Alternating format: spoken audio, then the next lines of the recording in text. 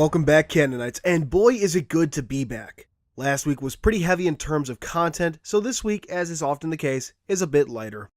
We open with a quick preview of Halo Tales from Slipspace. We start with the cover art which, while very nicely drawn and colored, doesn't really give us any hints about the content we can expect within. Not that that's a bad thing, mind you, I'm just saying. After that we get a little something more. A full-page preview of one of the stories being told. From what we can glimpse, this particular story follows Blue Team in 2558 before the events of Halo 5, and follows from the perspective of Kelly 087. The art loosely reminds me of Last Voyage of the Infinite Succor, and is overall very good. Basically, I do have some hopes for the visual style of this comic anthology. The authors too give me some hope. Familiar names include Duffy Boudreau, who wrote for Halo Escalation after the next 72 Hours arc, and while the end of the series was questionable, to be extremely polite, some of his other works in there were very well done. Jonathan Goff, who contributed to Halo Evolutions, notably with the story Headhunters, John Jackson Miller, who is also contributing to Halo Fractures, and of course, Frank O'Connor. The comic releases on October 25th and is currently available for pre-order, link in the description box. Moving forward, we get a description for a set of Mjolnir armor coming in the next Halo 5 update, Stinger. Stinger is the lightest contemporary Gen 2 variant, and would save even more mass if Mjolnir standards for power pack endurance and armor protective levels were relaxed.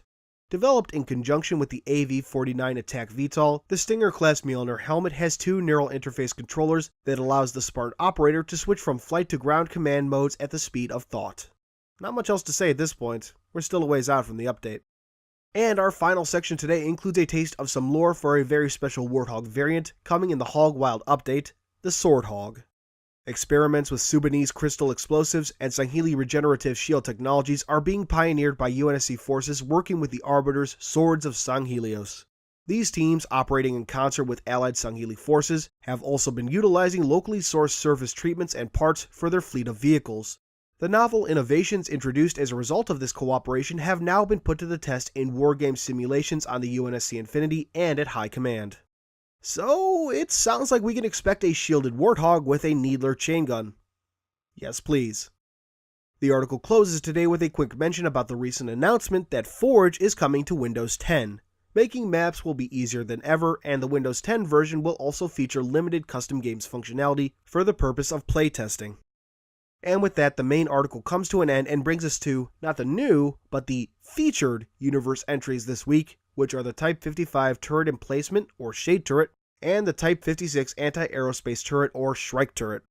We talked about these back when they were first posted, and as there's no new information, I hope you'll forgive me for skipping over the descriptions this week. Well, that does it for now.